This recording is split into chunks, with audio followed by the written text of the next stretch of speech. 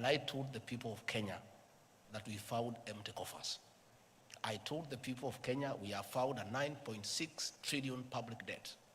I told the people of Kenya we have found pending bills of 900 billion. I told the people of Kenya we have found a demoralized public service. I told the people of Kenya we were almost facing an economic shutdown. Today everybody is talking about it. That time people shouted at me, oh, this guy is very cheeky. Why is he talking before foreigners about our challenges? But I needed to tell Kenyans from day one. Had I not told Kenyans today, they would be blaming us. I told Kenyans the kind of economy we inherited. Many people are uncomfortable us talking about it. But the truth must be said. That is the space we are in. And I welcome wholeheartedly that you have volunteered to help us with ideas of what we can do to manage our public debt. And what we agreed under the leadership of President William Ruto is that we found ourselves in a hole.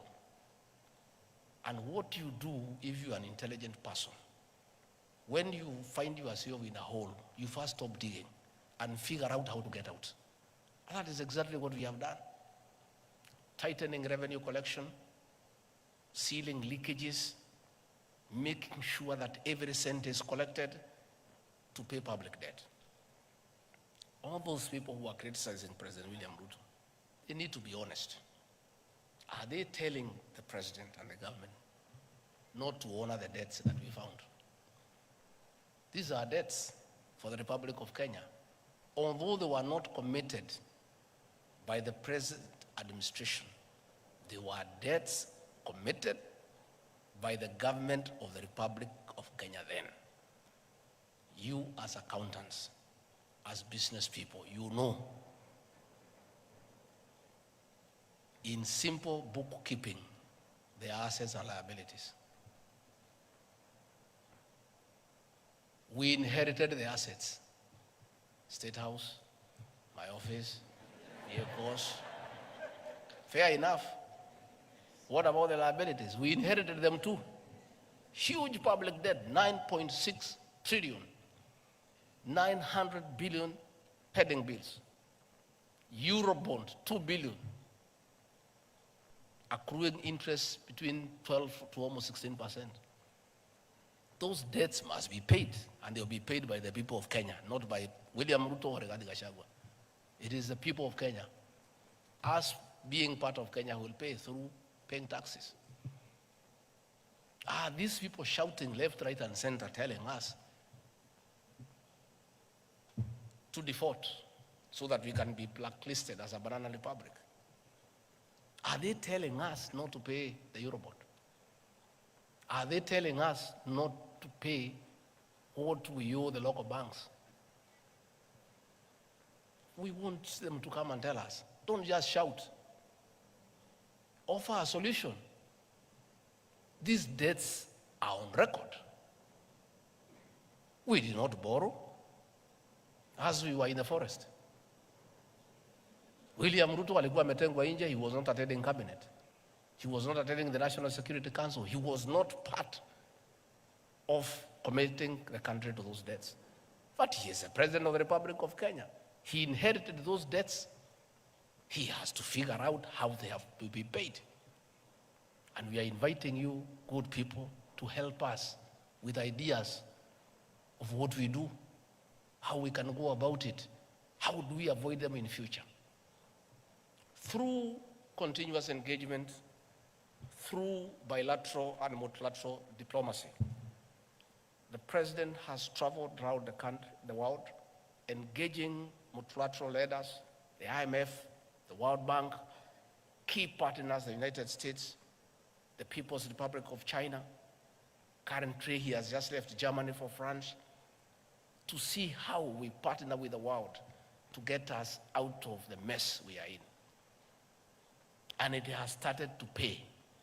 Yesterday, the World Bank made a huge pronouncement of $12 billion in the next 3 years. Concessional loan on very low interest as opposed to trying to borrow money here from local banks. The IMF 4 days ago made a similar announcement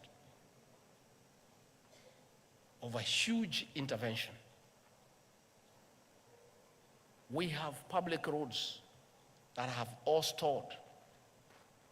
We need to get the contractors back on site.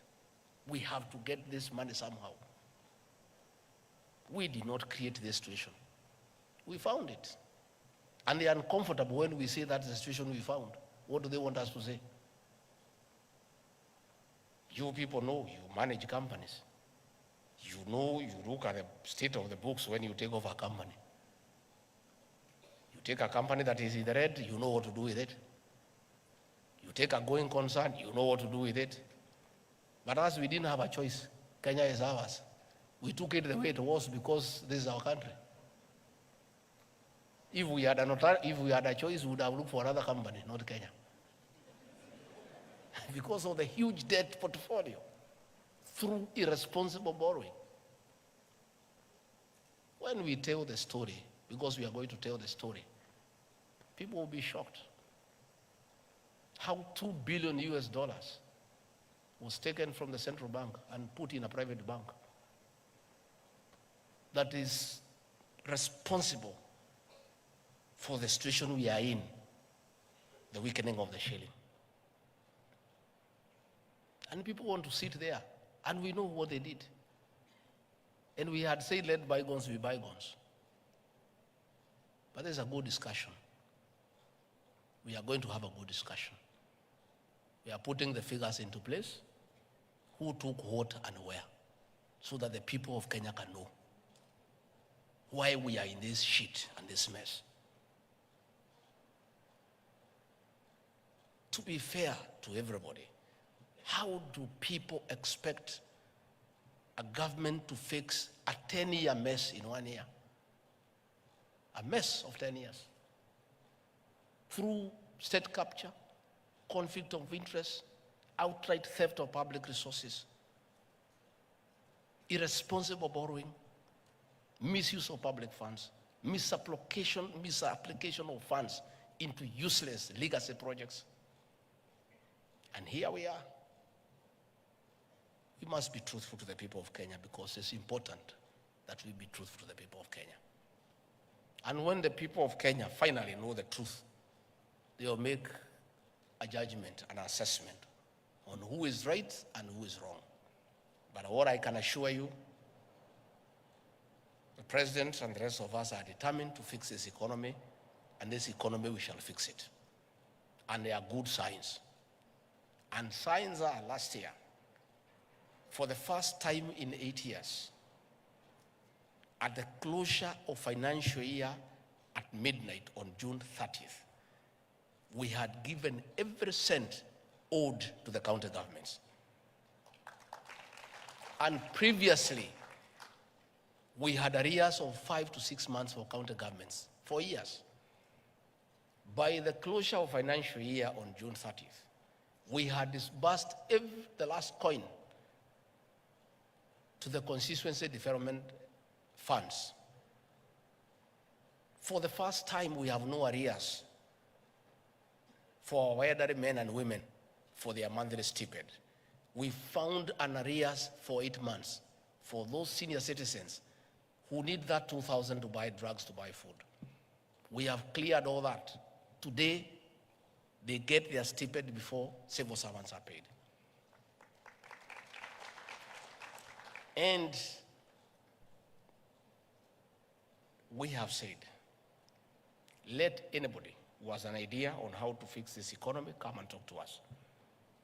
I want, on behalf of the president, to welcome you as ISPAC.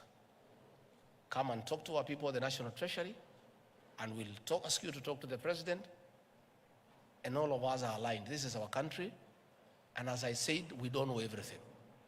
If you have better ideas than we have, this is our country, we have no other country.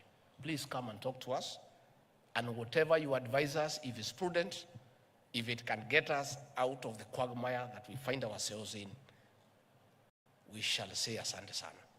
So please, you are most welcome. I've heard you talk about pending bills, it's true.